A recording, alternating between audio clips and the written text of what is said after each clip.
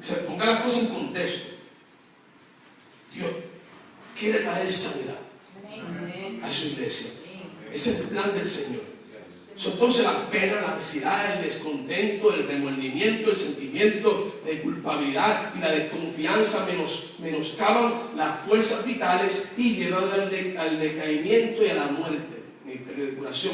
Ahora, culpa es la sombra. Culpa es la sombra oscura sobre el alma que la debilita. Estamos hablando de la culpa. Pero hemos tocado diferentes puntos de los problemas emocionales y estamos concentrándonos en la culpa. No debemos negarla. No debemos cambiar el nombre del pecado para suavizarlo. No debemos esconderla ni legalizarla. No pensar que las buenas obras pueden cancelar, y esto es importante. No pensar que las buenas obras pueden cancelar la culpa del pecado. Eso significa que nosotros, la culpa del pecado, el perdón del pecado se consigue en la cruz. Amén. Amén. Ninguna otra parte. Nada más. En la cruz. El perdón del pecado se consigue en la cruz. Y es por medio de la sangre de Cristo Jesús. Y a nosotros no nos costó ni nos cuesta nada. Le costó al Padre y al Hijo. Pero para nosotros es gratuita. Gloria a Dios. Amén. Entonces no quiera usted tratar de reemplazar toda la culpa con hacer buenas obras. ¿Qué son buenas obras? Bueno, mire, buenas obras. Yo el sábado hablé sobre ejercicios espirituales. ¿Verdad que sí? ¿Saben lo que es un ejercicio espiritual? ¿Qué es un ejercicio espiritual para los que están acá? Bueno, mire, un ejercicio espiritual puede ser orar. ¿Orar es necesario? Pues claro que sí. Es importantísimo, pero es un ejercicio espiritual. Usted no es salvo por orar. ¿Ok? La salvación no viene por la oración. La salvación no viene por el ayuno. La salvación no viene por el dar diezmo. La salvación no viene por venir a la iglesia. La salvación no viene por congregarnos. La salvación no viene por cantar. La salvación no viene por predicar. ¿Se da cuenta? Todo lo que estamos nosotros haciendo aquí son ¿qué? Ejercicios ¿qué? Espirituales. ¿Cómo crece la fe? ¿Por medio de qué? ¿De qué? ¿Cómo crece la fe? La fe es como un músculo. Lo ejercitas. ¿Se da cuenta? La fe es como un músculo. Si tú ejercitas el músculo, ¿qué va a hacer el músculo? Va a crecer. Y la fe crece de esta manera. Ahora, lo lindo de todo esto es que a todos se nos ha dado una medida de ¿qué? De fe. Hay algunos que tenemos la fe más desarrollada que otros, porque hay unos que lo usamos más que otros, porque tenemos nuestra fe, confianza completamente ¿en quién? En Cristo. Entonces, todos los ejercicios espirituales que nosotros hagamos son buenos, pero no quitan la culpa del pecado. Si usted se siente culpable por algo que usted hizo, o algo que usted le hizo a alguien, o algo que usted no hizo, y esa culpa lo está usted agobiando, le está trayendo depresión, le está trayendo ansiedad, le está trayendo desbalance, le está trayendo un montón de problemas, entonces lo que tiene que hacer es simplemente por fe ir a la cruz del Calvario, gloria a Dios, donde Cristo derramó su sangre para limpiarle a usted de su culpa, gloria a Dios. Y eso es lo lindo del Evangelio. Son nuestras culpas, no se quitan ni por ejercicios espirituales, ni se quitan por conductas, porque todo eso es humanismo. Nosotros no somos salvos por nosotros mismos. Nuestro pecado no es borrado por lo que nosotros hacemos, sino por lo que Cristo hizo en la cruz del Calvario. Amén. Entonces, miramos acá, importante que entendamos, y vamos a dar un ejemplo bíblicamente de una persona que la culpa lo llevó a la destrucción. Damos un ejemplo, tengo por lo menos dos. Porque la rebeldía, dice 1 Samuel 15:23, porque la rebeldía es como el pecado de adivinación y la obstinación es como la iniquidad de la idolatría, por cuanto tú has desechado la palabra de Jehová, Él también te ha desechado a ti para que no seas ¿qué? ¿De quién estamos hablando aquí? Saúl. Mira la historia de Saúl. Dios le había dicho a Saúl: Saúl, mira, ve allá y destruye todo, ¿ok? Destruye todo, ovejas, ganado, todo, familia, todo, destrúyelo todo. Pero conforme a lo que dice la palabra del Señor, este hombre llamado Saúl, que había sido escogido por el pueblo de Israel para ser rey, fíjense, sí, claro, Dios lo escogió, pero en realidad es que el pueblo quiso tener lo que se llama, quisieron salir de la teocracia y quisieron entrar a la democracia. La teocracia significa que Dios es el gobierno. Teocracia es el gobierno de Dios. Y democracia, el gobierno del hombre. Y lo que el pueblo de Israel tenía era una teocracia.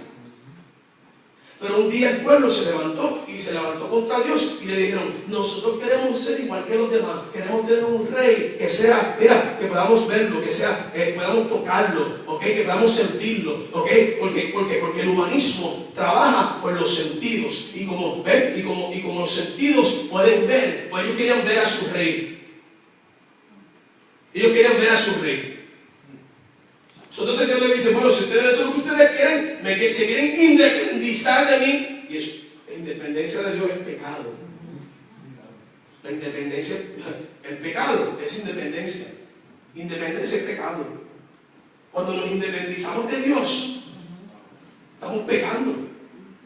Y el pueblo que estaba haciendo era que quería independizarse de Dios, y automáticamente, mire, Dios le permitió y le dio a este hombre llamado Saúl. Pero entonces Dios le dice a Saúl lo que tiene que hacer, y Saúl lo que hizo, no lo hizo. Entonces ahora se le acerca a Saúl, y Saúl envió a decir, Samuel le dice a Saúl: mira, Saúl, por tú no haber obedecido a Dios, ¿ok? Por tú no haber obedecido a Dios, Dios te ha ¿qué?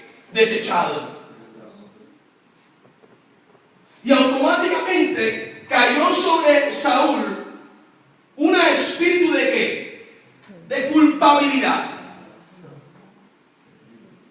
Fíjense, se sintió tan culpable que ahora Saúl envía a llamar a David para que le toque el arpa.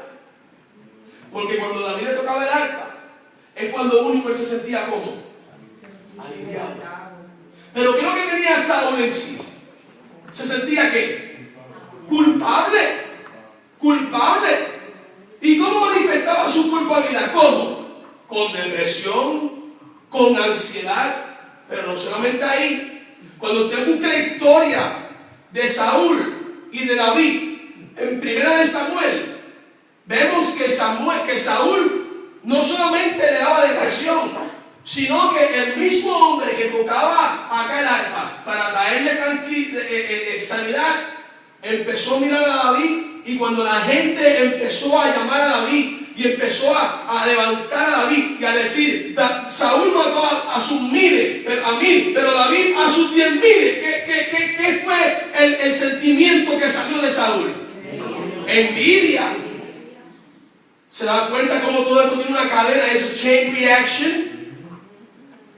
¿Cómo cuando nos apartamos de Dios caemos en la envidia, en el estado de culpabilidad? Nos trae tristeza, nos trae amargura, odio, descontento. O sea, caminamos como una bomba de tiempo. Todo esto combinado nos lleva al fin y al cabo a secarnos como los huesos secos del libro de Ezequiel. Entonces dice, y Saúl envió a decir a Isaí: por favor, permite que David se quede a mi servicio, porque he hallado gracia ante mis ojos. Y sucedía que cuando el espíritu malo de parte de Dios venía sobre Saúl, David tomaba el arpa y la tañía con su mano, y Saúl hallaba alivio y se sentía mejor. Así el espíritu malo se apartaba de quién. Mire, ahí dice que Dios lo enviaba, esa es la interpretación que le da ahí, y muchas Biblias de interpretación, pero ¿sabe lo que tenía Saúl? Se sentía culpable. ¿Por qué no hice lo correcto? ¿Por qué no hice lo correcto? Ahora, cuando miramos bíblicamente, esta fue la historia de David y Saúl. Pero hay otra historia que me llama mucho la atención, y es la del paralítico. Y el deseado de toda la gente, la página 235 a la 236, la sierva del Señor nos dice, mira, el paralítico halló en Cristo curación. ¿Qué halló? Pero, ¿qué fue lo primero que Jesús le sanó al paralítico? La mente, el alma. ¿Sí? Claro que sí. Miren lo que dice. El paralítico halló en Cristo curación tanto para él, para el alma, como para el cuerpo. Entonces, miren cómo trabaja esto. Se le sanó el alma y automáticamente tuvo sanidad ¿dónde? En el cuerpo. En lo físico. Aquí vemos a Dios haciendo doble milagro. Pero Dios trabajando en orden como Él trabaja. Sanando primeramente el interior y ahora se sana automáticamente ¿qué? Si tú quieres sanidad, pues entonces permite que Dios te sane adentro primero. Que Dios te traiga balance. Que Dios traiga control en tu cuerpo. Que el que organizó todo y lo puso todo en su lugar. Porque cuando miramos el Génesis, mire, cuando usted mira el Génesis, dice la palabra de Dios que Dios creó todo y era bueno en qué? Sin embargo, antes de empezar Dios a poner todo en orden, dijo, hagamos. Y el que empieza y el que pone todos los elementos, el que pone todos los elementos en orden, y el que pone las constelaciones de estrellas, y el que pone la luna, y todo lo que está en su lugar, que inclusive creó una constelación llamada la serpiente tortuosa. El que pone todo en orden es el Espíritu Santo. Interesante. El Espíritu Santo pone todo en orden. Dice que el Espíritu de Dios se movía sobre la faz de ¿qué? O sea, el Espíritu Santo cuando llega a nuestra vida, ¿qué es lo que trae? Orden. Trae orden. El Espíritu Santo viene a organizar la casa. ¿Para quién está organizando? Para Cristo. Diga conmigo, para Cristo. Sí, porque Cristo viene, diga conmigo, Él viene a buscarme, gloria a Dios. Entonces el Espíritu Santo orden, gloria a Dios, y empieza a limpiar, y empieza a sacar, y empieza, mire hermano, hoy en día yo creo en el régimen alimenticio, definitivamente yo creo en mí. Yo creo en el régimen alimenticio. Yo creo en una buena alimentación. Una buena alimentación. Es importante que nos alimentemos bien. Pero no podemos quitarle al Espíritu Santo la parte mayoritaria que Él tiene. Y entonces muchas veces queremos simplemente confiar en algo. Y bueno, si yo dejo de comer esto, me voy a poner bien, que sí, te vas a tener mejor salud. Pero Dios quiere sanarte adentro, el alma. Y eso lo hace los glutones en la comida vegetariana. Eso hace el Espíritu Santo de Dios. Y al Espíritu Santo, si le place,